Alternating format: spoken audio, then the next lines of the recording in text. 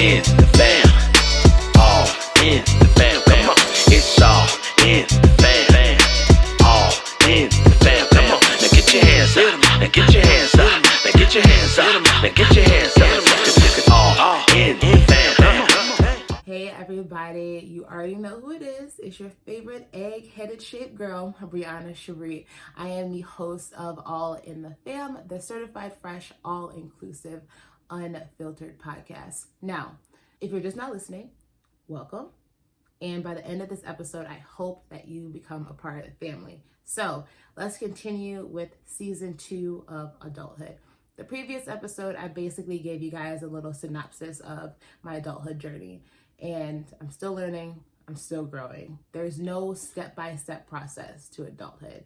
Honestly, the best advice I can give you is you just grow, you learn, you reflect, and you correct. That's all there is to it, okay? Now, episode 2 today, we're going to be talking about the awkward stage of adulthood, the quarter life crisis. Many of you listening are in the quarter life crisis right now. I'm 24, about to be 25. Now, I'm trying to avoid the quarter life crisis because I just don't have time for burnout anymore. I'm done. Comparison, I'm done. So we're gonna dig into that a little bit today. Also, I read a really humorous article giving us 8 reasons that we know that we're in the awkward stage of adulthood. I have these 8 reasons right here, and they're pretty funny. Okay, so granted, some of these reasons seems more geared towards alcoholics, but it's still funny. So the first reason is half your friends are single and ready to mingle, and the other half are married. Literally my life right now. Your weekends are either throwing back shots or staying home with your dog, or both. No judgment here. You can do both. Your recovery period from a hangover gets longer and longer. Facts. Going to the clubs is dead.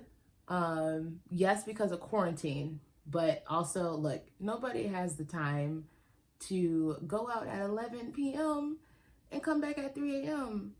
First of all, my knees don't work the way they used to, nor my liver, okay? This is literally that awkward stage from graduating college or your college age years and then going straight into your formative mature years of adulthood. So this is that awkward stage. Buying property becomes more of a thought rather than renting. I resonate with this because nobody likes rent spikes, okay? It's much better to invest in your own property. I'm already thinking about that right now. Saving money instead of spending money is cute, okay? Save. Stop spending your money every paycheck. You get it. We're adults now. Grow up, be financially mature.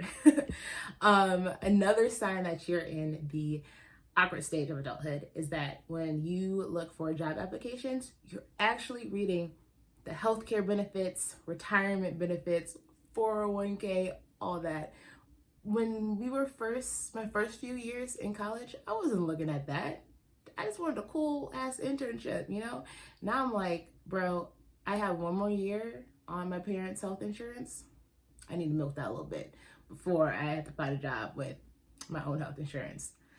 And the main sign that you know you're going through the awkward stage is when you ask yourself, what the hell am I doing with my life? So those are 8 humorous signs from the article that I read. But the last one, I want that to resonate with this episode. What the hell are you doing with your life? Okay. But here's the answer. It's okay if you don't know. It is totally okay. You know, I am experiencing most of those things at this very moment. You know, I have friends who are married who don't go out as much. I don't go out as much. If we do, we're back by 10 p.m. And it's just a different life right now. And I'm okay with that. I'm totally okay with that. Now, let's get serious though. And I do have my notes in front of me. So this is a very informal podcast. So bear with me if I glance down. Now, the quarter life crisis is avoidable. And I'm trying to avoid that myself. And the way you avoid that is changing your mindset. Stop relying on the career ladder. Okay? Being a successful adult is not about your career.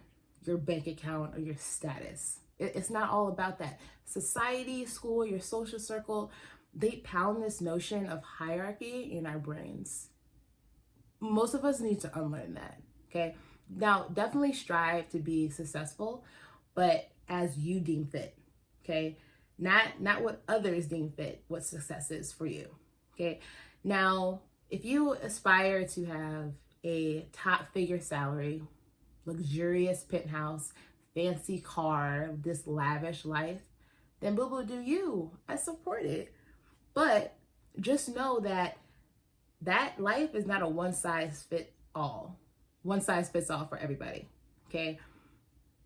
I've listened and watched many podcasts, read many books, watched many videos, even, asked my parents for advice and other adult figures in my life for advice. The one thing that they always say, stop comparing yourself to others. And I say this to my friends all the time. I say this to myself all the time. I have to put myself in check.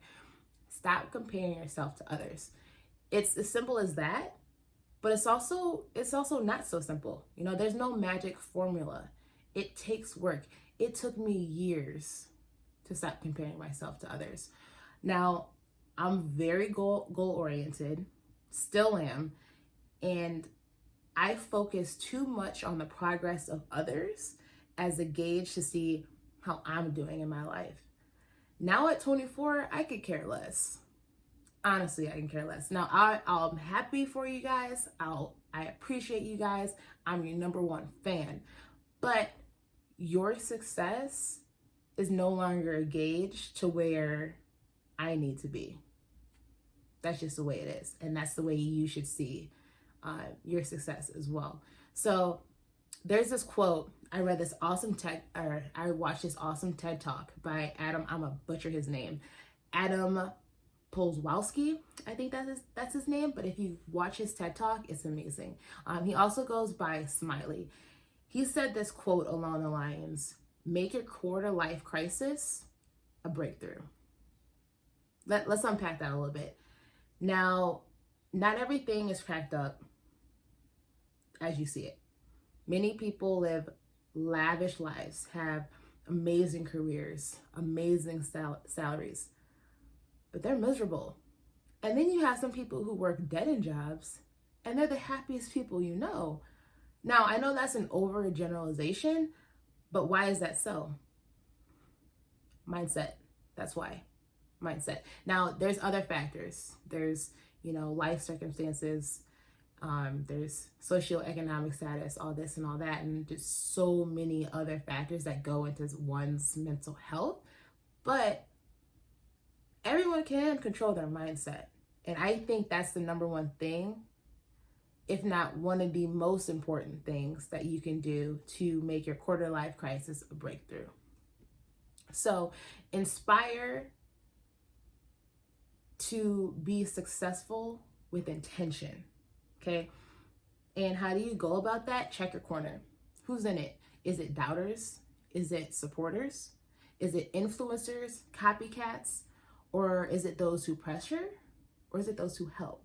Okay. Once you check your corner, then you can figure out if they're worth it to be in your life, honestly. I know that sounds harsh, but it's kind of true. Being around people who are constantly condescending, doubtful, negative, it's just toxic. And they're only going to drag you down and reoccur with that same toxicity, and you're going to become toxic. It becomes one cycle. We already live in a society where it's toxic enough at the societal level. Why do you want that in your personal circle? Check who's around you. You want people to be your biggest supporters, but you also want to do what's right for you at the same time. So I ask you guys this. I ask myself this frequently.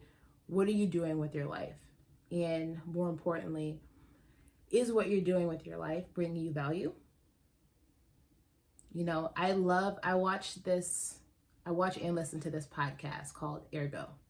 The hosts are Daniel Kisslinger and Damon Williams. They always ask their guests this question before every show, before they get the conversation started. They ask this question: how is the world treating you, and how are you treating the world? Loaded, right? Like, you kind of have to think about that. How is the world treating you, and how are you treating the world? Find purpose that matches your goals, aspirations, and career. Okay? You match your goals, aspirations, and career with a purpose if it is in line with your values. Okay? I'll use myself for example. Now, I stopped trying to look for the perfect marketing job a long while ago. I was looking for a high-figure salary. Look, if you're so focused on the salary of the job that you're trying to look for, you're not going to be happy. The more I read job descriptions, the less passionate I felt about my career choice. Hell, I don't even think I was passionate to begin with. Interested, yes. Determined, sure. But passionate? No, not at all. Instead, I'm able to enjoy my work now because it matches my values. This podcast, I love it. Being a change agent in the community, love it. A baby activist, as my friends call me, I guess. I'm a baby activist. Media, love it. Marketing, pretty good at it. And I think it's very beneficial. So now I work for a public media company that highlights and impacts Chicago and the Chicago community, the people of Chicago. This company does far more than just reporting. They reflect the lives of the people in the city that go unheard by many other news outlets. And our company also owns a radio station that is people-focused, community-based, and engages in social initiatives. Hello, that matches with all my values. And I get to do what I love, media, marketing. What better way? What better way, right? This job matches my passion, my interests, and again, my values. Even the company culture reflects the compassionate selflessness. And that's a mission I want to be behind. Okay? Now, I'm not making six figures. Don't get it twisted. But you know what? I'm okay with that. Because my mental health and my positive outlook is way more valuable than what's in my bank account. Again, I'm not telling you guys to be financially insecure. Be secure financially. Do what you got to do financially to put food on the table, put a roof over your head. But don't let money control you. Don't let the status of your career control you. Okay? Now, not everyone is going to be lucky right off the bat, but you can control your mindset and take action to figure out what you need to do to align your values with your work. And when I mean work, I'm not saying a full-time job. It doesn't have to be a full-time job. It can be your hobbies. It could be your side hustle, volunteering, whatever. There's no secret formula to what's meaningful to you. That's for you to decide what's meaningful to you. Okay, I'm not here to tell you. All right, your quality of life is how you deem fit, not how I deem fit, not how your parents deem fit or your boss. Okay, now your Instagram followers, respect your parents, respect your boss. You know, shout out to your Instagram followers, but they don't control you. They may influence you, sure. They'll support you, sure. But at the end of the day, what are you doing to bring purpose to your life? Okay? Don't settle. Don't be stagnant just to get by. You don't want to be a robot in this society. We have many robots and copycats. Do what you got to do to be happy. All right? And again, I can't tell you what's right for you. That's your job. And I'll repeat it again. It's your mindset. Change your mindset. Now, once you do find your passion and something that makes you happy, even if it's the little things, do it every day. Do it every day. I'm not telling you to quit school, quit your job, drop out. I'm not telling you to go and apply for the highest salary figure job. I'm not telling you to go back to school.